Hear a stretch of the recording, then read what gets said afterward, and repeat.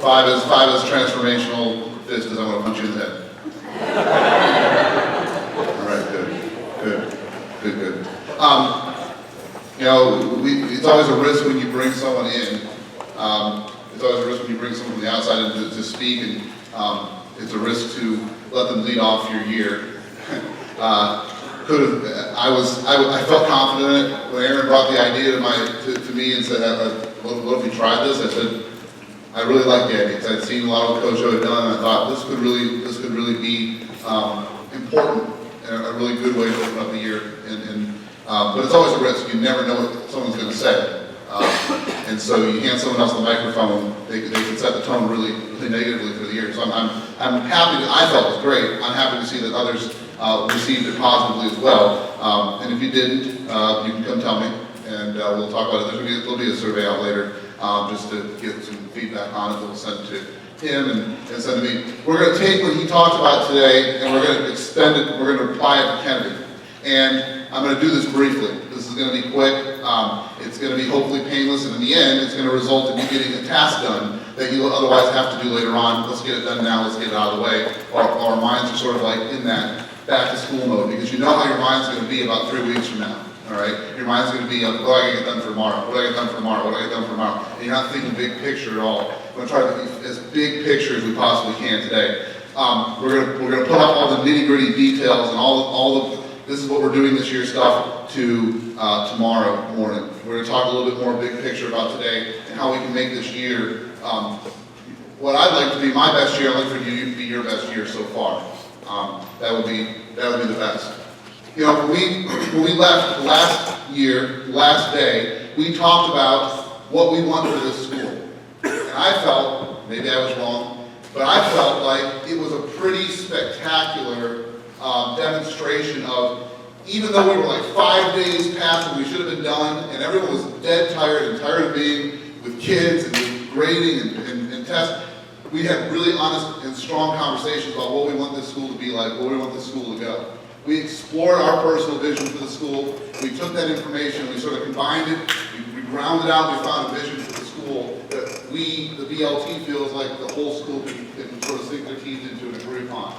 We talked about the actions that we as a staff agreed we need to take as adults to make every opportunity available for our kids to help them reach their potential, to show that we truly are invested in every student here. And we explored how our own teaching, our own attitudes can be improved upon in any respect.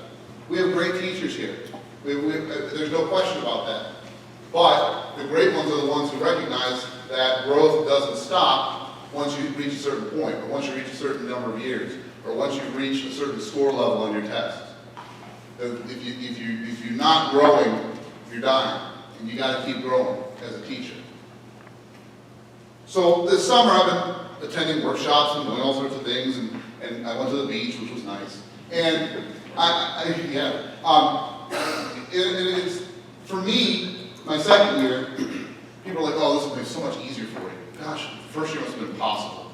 The second year will be easy. I said, no. One, they have expectations of me now, which is really going to be a problem. So that's I'm already, before it was like everyone just expected me to fail. So it was like, hey, he didn't fail, so that's great. There's expectations now. And secondly, I know what's going on in the school now, so I have to actually know what I'm doing. Before I just kind of was like, oh, what do I do next? And someone would tell me, what do I do next? Okay, because now I know, now it's my responsibility. So it's not easy. The second year, the same thing happened to me when I was a teacher. My second year of teaching was far harder than my first year as a teacher. My first year as a teacher, I went home around 3:30 every day, and it was cool. I mean, I was good, and I didn't have any family to take care of, so that was great too in a lot of respects. I took naps every day, it was wonderful. Second year of teaching, I was like, I really probably should be doing a better job. And so I was staying till 5, 6 o'clock at night. I know he said you don't really stay till 5 or 6. My second year of teaching, I was in that building every day, even on Fridays till 5 or 6 o'clock at night. Because I was like, I have to do better, I have to do better, I have to do better. And I realized that by about mid-year, I'm going to burn myself out if I do this. So I had to pull back a little bit. But I really, as a second year teacher, I really felt like I have to do more and I have to do more. So the second year is no easier. But one thing I have kind of going for me this year is this. I feel like we have something built. We have something built that we have momentum on right now. That we have something in place. Like the machine that we're riding on is put together. All right. Now we gotta get the engine to work, and we're gonna get going. So we're past a lot of the building phase, which is great. Over the summer, I went to a conference, and the speaker used the first quote that's up there. My positive energy is greater than anyone else's doubt. And that really hit home with me. And I talked about this with Stecker and the other administrators, and Stecker said, well, yeah, that's from the book, The Energy Bus.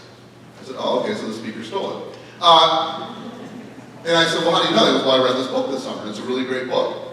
And it's about how you use positive energy to transform other people. You use positive energy to lead other people. So that phrase really stuck to me. My positive energy is greater than anybody else's doubt. When you're a teacher in the classroom, the same thing applies to you. Your positive energy dictates what happens in that classroom. If your energy is positive, then that classroom is moving forward. If your energy is blah, or if you're what they call an energy vampire, you suck energy out of the room, you deflate kids, then you know what happens in that classroom culture. You know what happens in that room.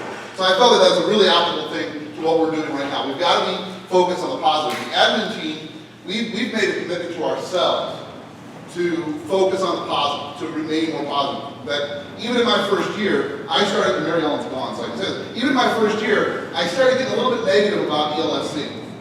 All right? And I shouldn't let that happen my first year. My first year, I should be like, I need to learn about this. But even by the end of the first year, I was like, what are they doing?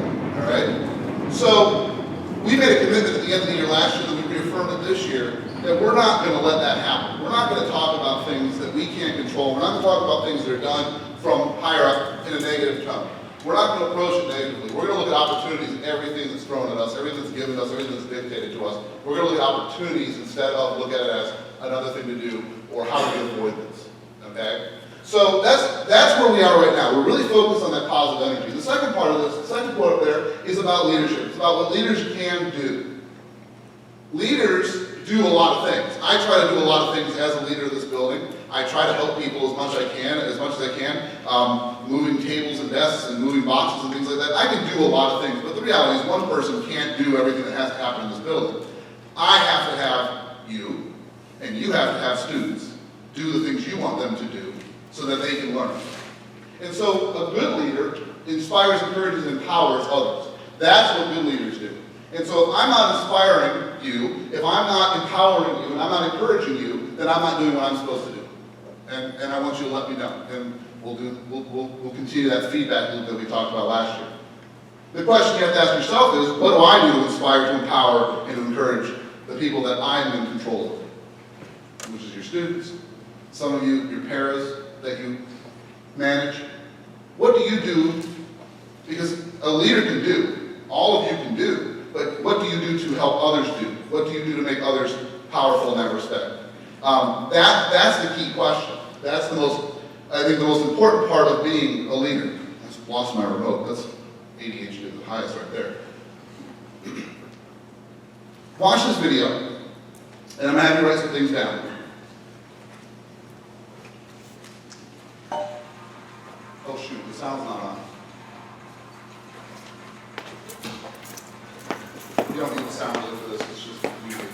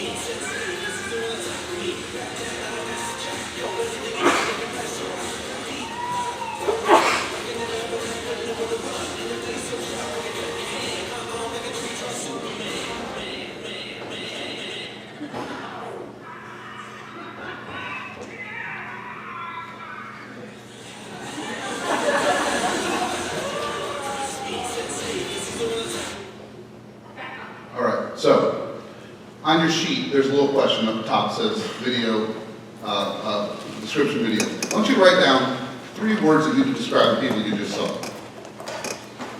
3 words you use to describe the people you just saw.